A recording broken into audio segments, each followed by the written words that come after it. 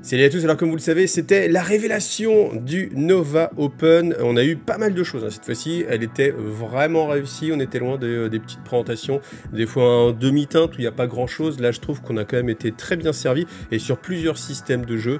Donc on commence avec eh bien, toutes les news sur les Space Marines qu'on n'avait pas eu. Alors je me pose vraiment la question, est-ce que c'était truqué ou pas? Je m'attendais à ce qu'il y ait une petite avance peut-être pour les Tyrannides, mais je pensais pas qu'il y aurait autant de délai entre les sorties des Tyrannides et les sorties des Space Marines, donc à voir. En tout cas, là, on a eh bien, tout ce qui nous manquait sur les Space Marines. Alors, est-ce qu'il manquait vraiment des choses sur les Space Marines? Ça, c'est un autre débat. Mais en tout cas, on commence avec les Space Marine Scouts. Alors, si vous êtes un vieux joueur, vous vous posez la question, effectivement, est-ce que ce sont des Scouts Primaris? Qu'est-ce que ça veut dire être un Scout Primaris? Est-ce qu'en étant Primaris, on passe par l'étape scout? C'est une très bonne question et j'avoue que j'ai pas la réponse. Donc j'ai essayé de voir un petit peu ce qu'il disait dans les commentaires. Alors oui, je sais, on commence un petit peu avec du fluff, mais moi ça m'intéresse et je me posais cette question. Est-ce que ce sont...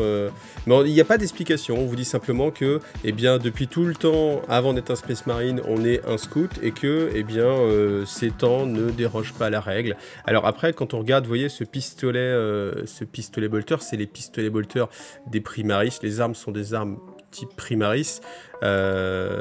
Donc à voir, est-ce que c'est juste le look qui change? Après, il n'y a rien qui peut vraiment les différencier. Donc c'est... J'ai pas d'avis là-dessus. Donc au final, je me dis qu'est-ce qui se passe? On va arriver à un moment donné où il n'y a plus de Space Marine classiques qui sont créés et que ceux qui sont créés vont directement être primarisés. C'est-à-dire qu'il n'y a pas de Rubicon. Là, actuellement, ce qui se passe, c'est que, eh bien, Robot Gliman arrive avec... Enfin, la Croix d'Adomitus arrive avec des Primaris qui sont donnés au chapitre, et après on donne aussi la recette pour transformer les anciens en nouveaux, donc c'est-à-dire les Firstborn en Primaris, et la recette aussi pour faire des Primaris maintenant, et j'imagine qu'on passe sur directement un Primaris et qu'il n'y a pas une étape de d'abord on fait un Space Marine classique et qu'ensuite on lui ajoute les 4 organes en plus pour le transformer en Primaris. Donc forcément l'étape du scout est toujours valable. Voilà, ça c'était pour le côté fluff, on en verra plus avec évidemment le lore du codex. Alors pour les figurines, je trouve plutôt réussi, hein. On retrouve après les emblématiques, le Boltolo, le lance-missile, les snipers, la cape de caméléonine, donc tout ça c'est assez cohérent. Je pense qu'on va se retrouver vraiment sur le même type d'unité, à voir bien sûr maintenant la différence d'échelle. Je pense que ces scouts là vont être bien plus grands, enfin heureusement que les anciens scouts auxquels on a droit, ça se voit je pense hein, dans la carrure. Donc voilà, rien de vraiment étonnant, mais ça va vraiment dans le sens où eh bien, les Space Marine, on va dire Firstborn, la distinction va disparaître en fait. Soit on va être un Space Marine ou pas, enfin je veux dire c'est déjà plus ou moins le cas, hein, la notion de Primaris, etc. Elle est déjà mis un petit peu à la trappe.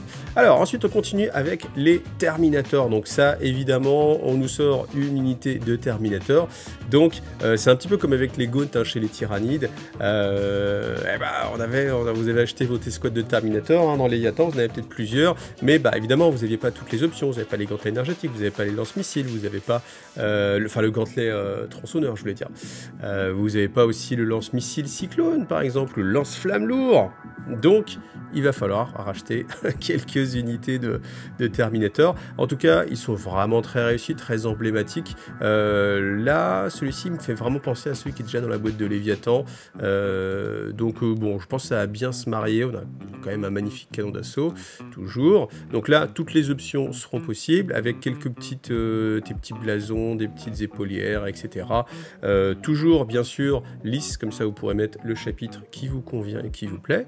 Ensuite ça c'est le troisième larron hein. On avait bien sûr l'apothicaire, il manquait le chapelain forcément, donc on a le chapelain, enfin je dis apothicaire mais je pensais au...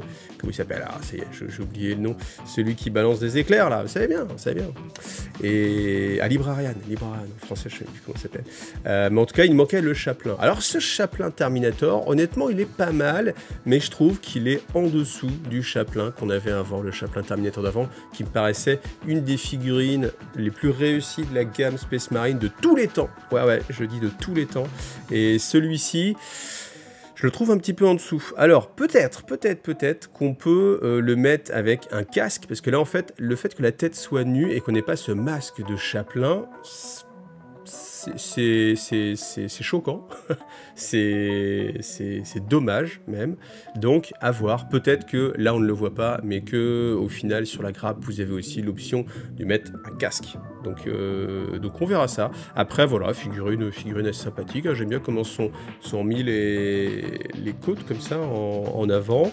voilà, c'est clairement moins le coup de cœur que l'ancienne figurine, mais bon. En tout cas, on voit qu'il y a des options, hein, parce que là, on a le bouclier, là, on a le figurant, donc peut-être qu'il y aura l'option.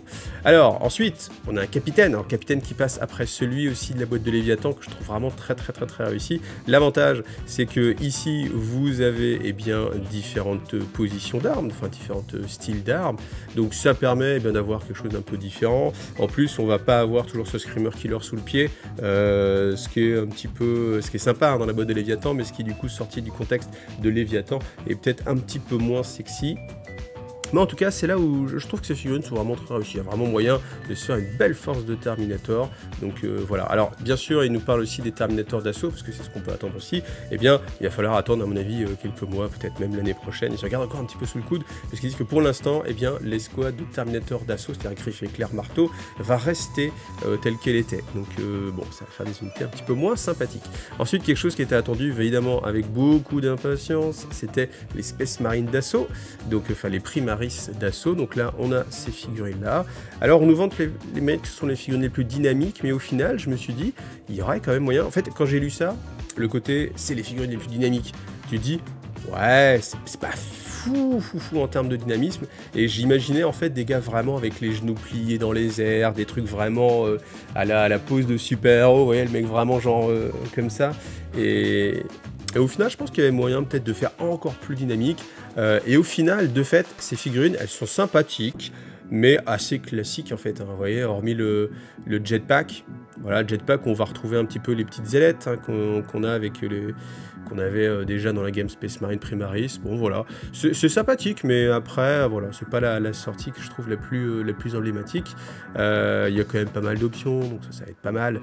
Lui est vraiment sympathique.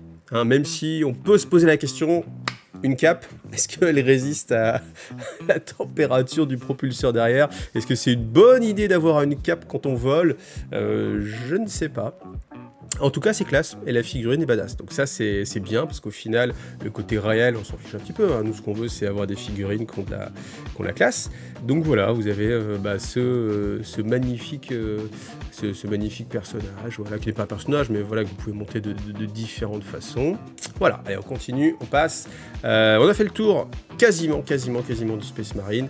Il y a juste une autre chose, alors, attendez, je la retrouve. Voilà, on va terminer quand même avec les Space Marine, c'était pas dans l'ordre. Donc bien sûr, on a le codex qui va sortir, donc épuré, mais avec quand même 93 datasheets, c'est dire. Le mec qui veut collectionner toutes les entrées, t'as quand même une centaine d'entrées Space Marine, donc ça fait costaud. Et en fait, ils vont nous sortir aussi, voilà, Company Heroes, donc c'est la garde d'honneur, donc avec des figurines très travaillées, beaucoup de petits détails. J'aime bien un peu le bionique comme ça. C'est vrai que j'ai l'impression qu'on voyait un peu moins de bionique autant mis en avant.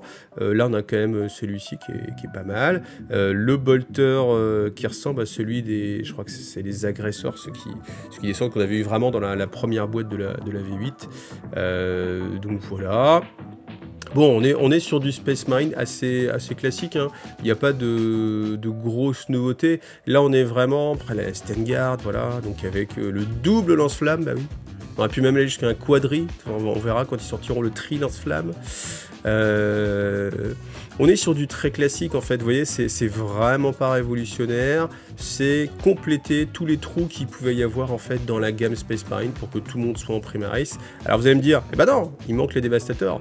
C'est vrai qu'il manque les dévastateurs, donc bah voilà.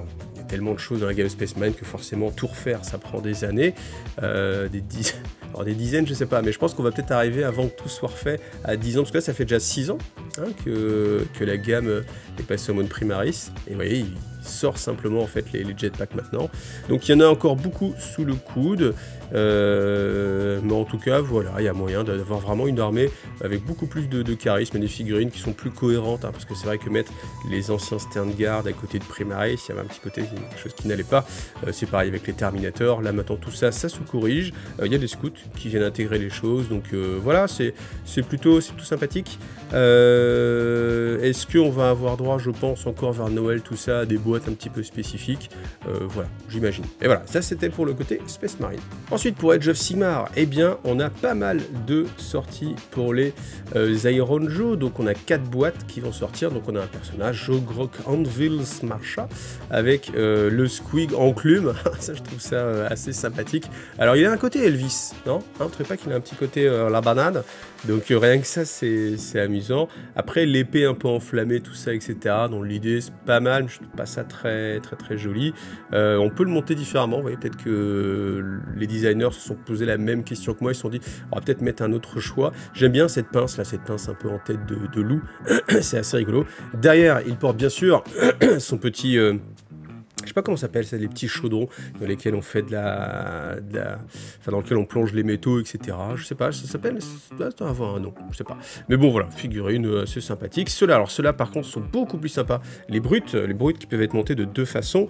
Donc, on a la façon arme de corps à corps brutale, et on a l'arme un petit peu plus, alors, pas un peu moins brutale, mais un petit peu plus différente. Voilà, Whale Brute Wekaz ou Brute Raggers. Donc après, voilà, il y aura des petites distinctions. Je trouve que les figurines sont bien réussies, je les aime beaucoup, ceux-là. La belle carrure des orques, assez dynamique. Voilà, donc c'est une belle unité, ça c'est franchement pas mal. Surtout qu'après, il y a les Hard Boys, donc des orques en armure aussi. Franchement, là aussi, je trouve que c'est très réussi. On a pas mal de choses. Je me pose toujours la question de la modularité. Pourquoi? Parce que clairement, c'est une boîte de 5. Clairement, vous allez peut-être vouloir en jouer plus. Hein, et si on se retrouve avec exactement les mêmes postures à chaque fois d'une unité à l'autre, je trouve que c'est quelque chose qui est problématique dans la gamme Games Workshop, le fait de faire des figurines. Alors chacune, elle est vraiment emblématique, c'est-à-dire que vraiment, vous voyez celui-ci par exemple, à une époque, on aurait pu imaginer que ça c'était un héros, tellement il a de charisme. Sauf que le problème, c'est que, enfin c'est pas un problème, mais sauf que le choix, c'est de faire que chaque figurine est vraiment emblématique. Le problème, du coup, c'est que quand vous faites une unité, eh ben, vous vous retrouvez avec beaucoup de figurines emblématiques, mais dès que vous faites une nouvelle unité, la même, vous avez les mêmes figurines emblématiques, et du coup, ça te fait un peu moins emblématique, et ça fait un petit peu plus copier-coller, jeu un petit peu pas cher, vous savez, à l'époque où on a toujours le même personnage, ou un petit peu mode jeu de société, hein, ou genre une sorte de zombicide, où vous avez un type d'ennemi ou un type de personnage, et que vous l'avez en 5-8 exemplaires. Je caricature un petit peu, mais le fait est que moi je veux que sur mon wargame, quand je joue justement, on n'est pas sur du jeu de figurines, enfin pas du jeu de société de figurines, et que de fait, chaque figurine, on puisse la moduler un petit peu, que je puisse avoir le choix de changer un petit peu les bras. Sinon, eh bien, on joue à Trône de Fer, par exemple. Alors c'est pas un tacle, c'est un avantage aussi, hein, mais vous voyez, c'est différent. Donc les règles, vous allez les trouver dans le supplément Dawnbringer 2 qui va sortir, et bonne chose, ils vont vous proposer en téléchargement uniquement le Battle Tome supplément Iron Joe. Ça, je trouve ça vraiment sympathique qu'on puisse avoir, vous voyez, en plus free online, free chez Games Workshop, c'est pas mal, free. Donc ça, je trouve que c'est une très bonne nouvelle qu'ils sortent comme ça des suppléments et qu'on soit pas obligé entre guillemets de se taper un bouquin de campagne si on n'a pas envie de bouquin de campagne, qu'on a juste envie de 4 fiches de règles, un peu plus, mais voilà. Donc voilà, ça c'était pour les Iron Joe. Alors oui, bien sûr, je l'ai pas précisé parce qu'on le voit plus là, mais on va avoir aussi la sortie de justement celui qui nous manquait là, le chevaucheur de méga sanglier de la mort, comme il s'appelle, Tus Boss. Donc voilà, qui pourrait être monté de plusieurs façons. Donc il y aura plusieurs façons. Donc voilà. Qui n'a pas été représenté là, mais qui a déjà été représenté il y a pas mal de temps. Ensuite, on a la boîte Dawnbringer qui va s'accompagner du bouquin. Et on a le magnifique Trug, The Trogot King. Donc qui est une figurine que je trouve vraiment bien réussie parce qu'on a vraiment quelque chose d'assez emblématique de ce qu'on pouvait imaginer. J'aime beaucoup le côté, quand on le regarde de dos, en fait, on imagine qu'on a construit un hôtel sur lui, puis qu'au final, voilà, il s'est réveillé, et du coup, il a cette construction comme ça un petit peu sur le dos. C'est pas mal parce que ça habille bien en fait vraiment le troll. On a vraiment le troll un petit peu, voilà. En fait, je trouve qu'il y a un beau contraste entre ses bras par exemple ou ses pieds qui sont très simples en termes de construction et en termes de... c'est des masses de chair avec le contraste avec ce qu'il a sur le dos qui là est beaucoup plus travaillé, beaucoup plus détaillé. Donc je trouve que c'est assez sympathique. Donc belle figurine. Le bouquin Reign of the Brute, voilà, le bouquin numéro 2 qui va sortir. Et alors par contre, là on retombe un petit peu dans le travers de Warhammer 40 000 et quand il y a de nouveaux personnages, vous avez une taxe à payer. Parce que vous voyez, vous avez une boîte Trug et les trolls. Donc vous voyez, 7 figurines. Ça veut dire que si vous voulez... c'est la taxe qu'il y avait pour Vashtor par exemple. C'est que si vous voulez Vashtor, vous êtes obligé d'acheter une boîte avec d'autres trucs à côté. Ils l'ont fait même pour le lion, hein, le lion Lionel Johnson. Si vous vouliez avoir le lion dans un premier temps, c'est plus le cas maintenant, mais dans un premier temps, et ben il faut payer la taxe des Blade Guard. Et là c'est pareil, il faut payer la taxe de se prendre 6 trolls en plus. Alors c'est des belles figurines, on est d'accord, mais si vous jouez déjà des trolls et que vous avez envie d'avoir justement le King, bah vous avez peut-être pas forcément envie de payer 6 autres figurines en plus. Donc surtout que comme c'est pas des nouvelles figurines, je trouve vraiment que c'est une taxe quoi. Enfin, je veux dire, pourquoi pas sortir la figurine seule? On va pas me dire que... Alors certes, sans doute, vous allez payer plus cher si vous prenez 2 boîtes de 3 trolls plus Trog à côté. Mais bon, en même temps, on peut faire ses propres choix et cette économie qui nous est proposée, elle est aussi obligatoire pour les gens qui ne voulaient pas acheter de troll en plus. Donc, je trouve que c'est toujours un petit peu dommage qu'on nous force un peu la main là-dessus. Je préférais que ce soit le contraire, ce qui était le cas à une époque, c'est-à-dire que Trog sort tout seul et puis pour Noël, on nous propose un pack pour ceux qui n'ont pas craqué où justement, eh bien, il y a une remise. Vous voyez, dans ce sens-là, je trouve ça beaucoup plus intéressant parce que les anciens joueurs qui ont déjà des trolls, et bien du coup ils achètent juste la nouvelle figurine, voilà, c'est vendu. Les gens qui de toute façon ne jouent pas troll sont pas intéressés, et à Noël, vous sortez une boîte avec une ristourne, et des gens qui n'ont pas été convaincus peuvent être convaincus, parce que là vous avez une remise financière, et dans ce sens-là, moi ça me paraît plus intelligent, plus honnête, entre guillemets. Après honnête, on nous force pas à acheter, hein, on fait bien ce qu'on veut, mais voilà. Ensuite, on passe sur l'Horus Heresy. Alors, j'étais un tout petit peu déçu parce que c'est vrai que quand j'ai vu le logo Horus Heresy, moi je pensais qu'on allait avoir du Légion Imperialis. C'est pas du Légion Imperialis, c'est de l'Horus Heresy. Donc, on a le Deredeo, voilà, un dread assez emblématique, qui était assez puissant en termes de règles, donc qui va sortir en plastique. Donc, ça, c'est évidemment très intéressant. Toute cette gamme-là en plastique, c'est vraiment cool. Forge World, je me demande vraiment ce qu'ils vont vendre, hormis des figurines de Blood Bowl et de Necro bientôt. Mais en tout cas, voilà. Donc, bien sûr, vous avez la possibilité de le mettre avec les plasmas plutôt que les autocanons. Voilà, figurine assez emblématique. Bien sûr, reste à savoir le prix. Ensuite, alors ça, c'était un peu la surprise. C'est les MK3 Iron, donc qui ressortent. Donc, qui sont compatibles avec la grappe d'accessoires d'armes, évidemment, si vous voulez faire une légion dans ce type d'armure. Voilà. Alors moi, c'est loin d'être mon armure préférée. Hein. Clairement, c'est pas mon armure Erosu préférée, mais voilà, si vous voulez faire des Iron Warriors, typiquement, ça va être parfait parce que c'est leur armure emblématique. Là, vous montre quelques petites compatibilités entre ces kits-là et d'autres kits. Voilà. Et puis, ça, c'est sympathique. C'est cette boîte-là, une boîte, justement, où vous allez avoir, eh bien, le Deredeo. Alors là, j'espère qu'il ne sera pas disponible que là. Alors j'imagine que non, mais si c'est pareil, dans les premiers temps, vous avez envie de votre Deredeo, parce que c'est quand même une figurine assez emblématique avec des bonnes règles, si il vous faut payer la taxe 30 Space Marine plus armes spéciales plus Land Raider avant d'avoir votre Deredeo, parce que l'autre sinon il sort dans 6 mois, bon, c'est quand même un petit peu frustrant. C'est quand même un peu frustrant. Donc on verra ce qui va sortir. Est-ce qu'il va sortir seul ou pas? Je ne sais pas. Mais en tout cas, voilà, vous allez peut-être devoir... voilà. Ce modèle économique, en tout cas, moi, c'est vrai que je n'adhère pas. Voilà, dites-moi en commentaire, mais je pense que on est tous d'accord là-dessus. Hein. S'il y a quelqu'un que... Peut-être à surprise, ce serait quelqu'un qui disait ah non, moi je préfère comme ça, je préfère payer ma taxe en plus, au contraire, c'est bien, je ne sais pas. Donc ensuite pour Warcry, alors on ne change pas de saison, entre guillemets, donc on a une nouvelle boîte qui est une sorte de boîte de démarrage, hein, clairement, parce qu'on a des décors, 2 bandes, un bouquin, mais qui n'est pas un bouquin de règles, hein, c'est le bouquin, vous connaissez, hein, le bouquin qui va avoir la petite campagne associée aux protagonistes, les règles spéciales de ces protagonistes. En tout cas, le format de la boîte change aussi, on a vu ça, c'est un changement de type de boîte, donc pourquoi pas, sans doute, je sais pas, peut-être rationaliser les choses en rayon. C'est vrai que quand j'étais en magasin et qu'on avait des grandes boîtes, bah, c'était toujours un petit peu difficile à mettre en rayon. Des boîtes ce format-là, format combat de patrol ou ce genre de choses, c'est plus pratique à mettre en rayon. C'est même le format que les véhicules, sauf que la boîte est plus large.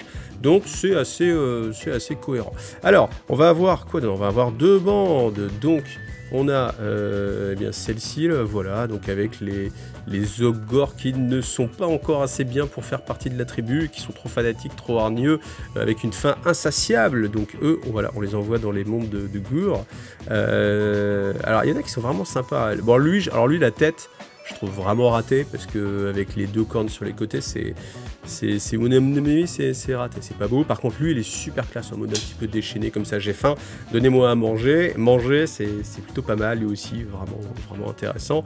Donc voilà, accompagné de cette bande qu'on a déjà vue, qui était présentée comme étant jouable sur City of Sigmar, et avec des règles pour Warcry. Bah, des règles pour Warcry forcément, vu qu'elles sont jouables sur Warcry. Donc Willy, je sais que tu es content, on va pouvoir jouer à Warcry ensemble. En plus, les sculptures sont vraiment très jolies.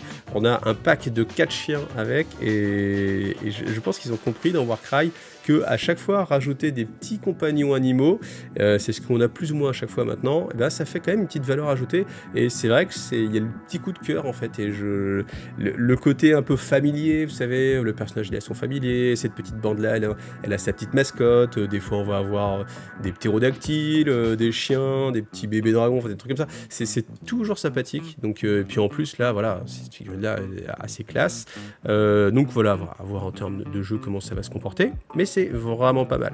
Et après, est-ce que ça peut encourager des gens aussi à partir sur City of Sigmar, sur AOS aussi, c'est pas bête. Donc on va avoir d'autres décors. Alors là, il n'y a qu'un seul décor qui est présenté, donc c'est une sorte de gros crâne renversé, avec une bouche un peu à la Sarlacc, hein.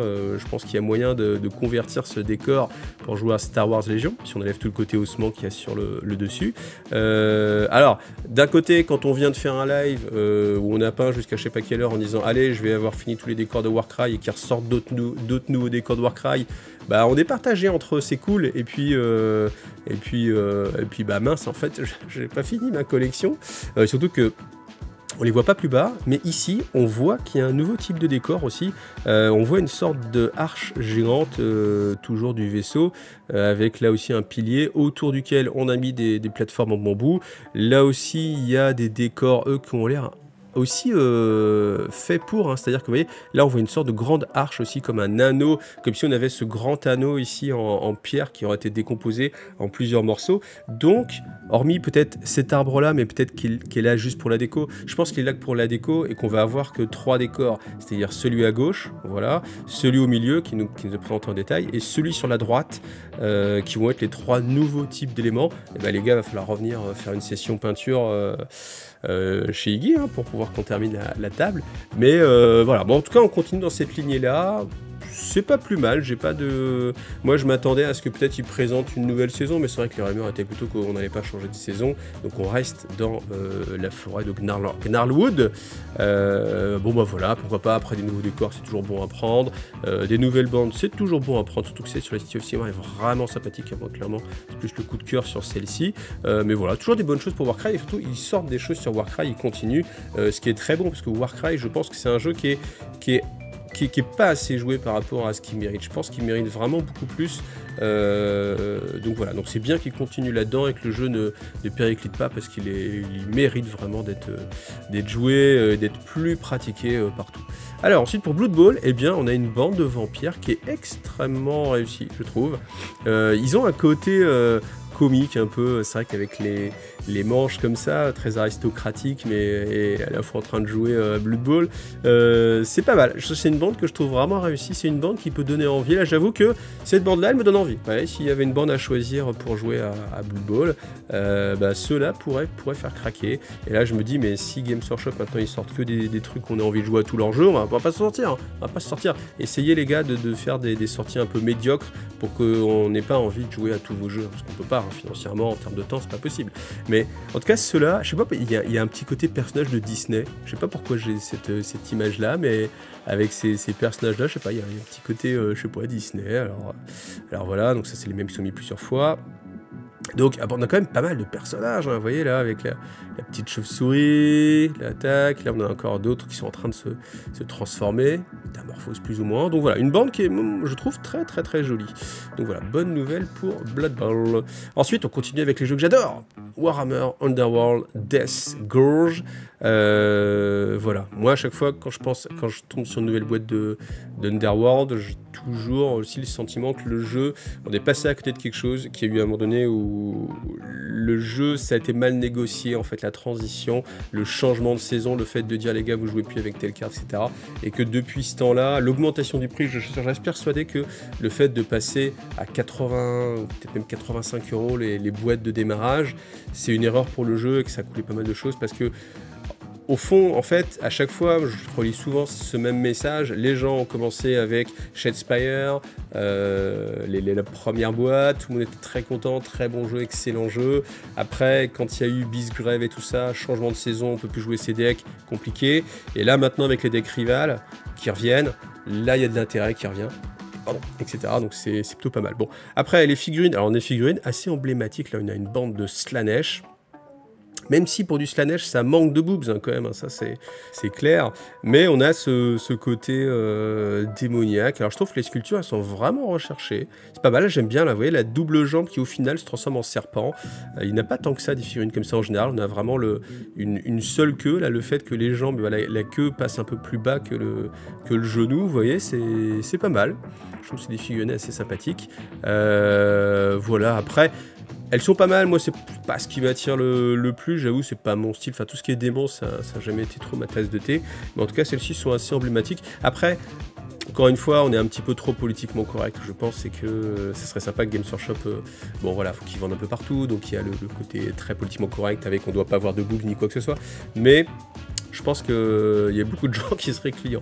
Alors ensuite, on a les Idonets, donc on avait déjà eu une bande hein, qui était très très très belle hein, sur Warhammer Underworld, donc celle-ci, franchement, elle est pas mal, hein, elle est pas mal du tout, les petites méduses ici, le poulpe, vous voyez, c'est ce que je vous disais, à chaque fois comme ça, sortir les personnages, les combattants, et puis une sorte de mascotte, c'est ce qui peut provoquer le coup de cœur, parce que ça, franchement, avoir ce poulpe-là, ça peut provoquer le coup de cœur et qu'on ait envie de jouer cette bande-là, en tout cas, c'est ça qui marche, plus que, voilà, je sais pas comment on va s'appeler ces personnages-là, mais plus que ceux-là, c'est plus le poulpe, moi, qui va me donner envie de jouer la bande, hein, surtout que, voilà.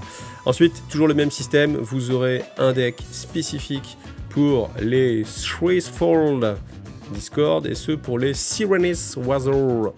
Et ensuite, vous aurez deux decks rivaux qui sont utilisables avec n'importe quelle bande. Non seulement les bandes que vous avez là, mais aussi une bande que vous avez déjà chez vous. Voilà, donc ça c'est très intéressant. Et puis ça donne encore une fois envie de jouer à Warhammer Underworld, mais là on retombe dans le même problème. Il y a trop de jeux à jouer chez Games Workshop, et y compris si on regarde en dehors de chez Games Workshop. Et là, un nouveau jeu encore, enfin un nouveau jeu, un ancien jeu, Old World. Donc là, voilà, enfin on a quelque chose de réel à se mettre sous la dent. Là, on sent que vraiment ça commence à venir. On a cette Dame du Lac, on va dire. Magnifique figurine, je la trouve superbe, vraiment bien réussie. Pas trop de détails, juste ce qu'il faut, avec une belle définition. L'anatomie de la licorne est extrêmement respectée, mes filles l'ont confirmé. Donc on est très très bien. La sculpture, magnifique. Voilà, là le bâton, en plus, si, là tout ça, c'est... Même la peinture en elle-même, là je trouve que c'est vraiment très réussi. Vous voyez, quand vous voyez ça de près, c'est le genre de figurine, encore une fois, qui peut donner envie. Et je trouve que cette figurine, elle est très réussie. Quand on voit plus les anciennes, celles des années 90 et des années 2000, bah voilà, ça a progressé, hein, ça a progressé très nettement. Donc voilà, ça là, on commence à avoir des choses à se mettre sous la dent pour The Old World. Encore une fois, moi je pense que ça va être très intéressant de voir l'accueil qui va être donné à The Old World, comme j'en parlais un petit peu une fois en live, mais pas forcément juste live. Moi je me pose vraiment la question socialement de comment ça va se passer, parce qu'on est sur quelque chose où il y avait beaucoup d'amoureux de Battle, V8, on a tué leur jeu, et puis après on revient 6 ans après en mode, ou même 9 ans après en mode, oh les gars, bah regardez, votre jeu, vous n'avez pas vraiment oublié, regardez. Et en fait, je suis vraiment curieux de comment vont se répartir les gens entre ceux qui ne vont plus jamais faire confiance à Games Workshop, ceux qui vont dire c'est pas grave, les figurines sont magnifiques, profitons, oublions, pardonnons, c'est ça en fait le mot. Donc combien donneront leur pardon à Games Workshop ou pas? Est-ce que le jeu va marcher? Est-ce que maintenant on est sur Age of Sigmar et les gens au final vont pas revenir sur du régimentaire? Je sais pas trop. Vraiment je sais pas trop, mais en tout cas ce sera très intéressant à étudier. Allez, on termine avec la petite nouveauté, à savoir, eh bien, Fulgrim en version Ascensionide. Donc, moi, quand j'ai vu la première image, je me suis dit, ah ouais, ça y est, ça va vite, hein, encore un nouveau Primark. Mais c'est pour 30K. C'est pour 30K, donc cette figurine-là, eh bien, est-ce qu'elle va être jouable à 40 000? Non, on va être sur de l'Horus Hérésie. Par contre, maintenant, eh bien, on a une image, une représentation, une figurine de Fulgrim. A-t-il évolué entre l'Hérésie d'Horus et maintenant? Pas fluffiquement, donc c'est-à-dire que cette figurine, elle pourrait totalement être jouée en version 40 000. Alors, bon voilà, en tout cas, vous avez une version ascensionnée, alors je n'ai jamais trouvé vous me l'aviez dit, mais ascensionné, voilà. Ce mot n'existe pas, j'en suis conscient. Mais, on va dire EP, super saiyanisé, non ça marche pas non plus. En tout cas la figurine je la trouve vraiment réussie, ça ressemble à ce qu'on imaginait, à ce qu'on a vu en illustration dans les romans de l'Hérésie d'Horus, très détaillé, voilà, très belle figurine pour Fulgrim. Après quand je vois cette image là par contre je me dis mais l'envergure, alors c'est joli, ça fait une super envergure, mais en termes de jeu c'est quand même pas fou, parce que à moins de dire bah ouais les ailes ça compte pas, en termes de jeu c'est quand même un gros handicap pour pouvoir le jouer, et même après en termes de transport, c'est quand même un gros handicap, parce que vous voyez le volume juste du corps, ce qui est déjà assez massif, on a une lance comme ça qui peut être un peu fragile, et puis on a les ailes immenses, donc à transporter, c'est pas le meilleur des choix, et même en fait sa miniature, enfin je sais pas, faudra la voir en vrai, mais là sur cette image là, on a l'impression que du coup ça minimise un peu le personnage par rapport à l'envergure des ailes, et que des fois le mieux et l'ennemi du bien, ça serait mieux qu'il ait des grandes ailes. Oui mais non, parce que du coup son corps en lui-même,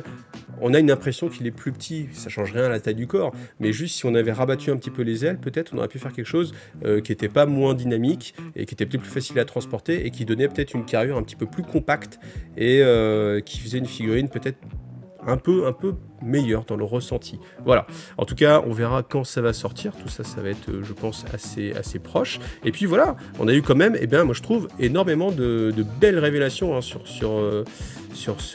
ça. Alors qu'est-ce qui aurait pu manquer? Honnêtement, je ne sais pas trop. On a eu un petit peu pour tous les goûts. On a eu bien sûr la bonne dose de Space Marine, voilà. On a eu du Age of Sigmar, on a eu du Horus Heresy, du Warcry, du Blood Bowl. Alors c'est du Necromunda, voilà. Peut-être si vous jouez à Necromunda, là vous vous sentez un petit peu déçu. Si vous êtes aussi un futur joueur de Légion Imperialis ou de Titanicus, Adeptus Titanicus, ou alors d'Aeronautica Imperialis, bah là aussi peut-être on est un petit peu en retrait. On n'a toujours pas plus d'infos sur quand est-ce que va ressortir. J'ai essayé de demander des informations à Game sur quand est-ce que va sortir Légion Imperialis. Pas de réponse, rien d'officiel. Donc bon, écoutez, on va attendre. Mais en tout cas, clairement, s'il y avait un top, enfin, la Dame du Lac, je la trouve vraiment très réussie. Donc je pense que c'est pareil, hein, c'est assez emblématique. Mais encore, moi je suis persuadé que des gens se mettent à des jeux, pas forcément pour le système, mais pour la beauté des figurines, parce que on est un amoureux de la figurine, et puis cette figurine on l'aime, donc à quoi aller jouer? Et les jouer par exemple à Blood Bowl, bon bah, ok je vais jouer à Blood Bowl, vous voyez, je caricature à peine, mais vous voyez, typiquement je pense que City of Sigmar, ça peut faire pousser les gens à jouer à Age of Sigmar alors qu'ils n'y jouent pas, et la Dame du Lac par exemple, avec une belle armée de Brotos, ça peut donner envie de jouer à The Old World alors qu'on n'y joue pas. Voilà. En tout cas, c'est tout le bonheur qu'on se souhaite tous, hein, et d'être motivé. Après, bien sûr, il faut travailler pour gagner de l'argent et récupérer tout ça. Et puis, on n'a de toute façon pas le temps de jouer à tout ça. En tout cas, merci à vous d'avoir vu cette vidéo. Comme d'habitude, si vous aimez bien, pensez au like, pensez aux commentaires, on répondra à tout ça. Et puis, bonne journée à vous, bonne soirée. Allez, à bientôt. Salut à tous.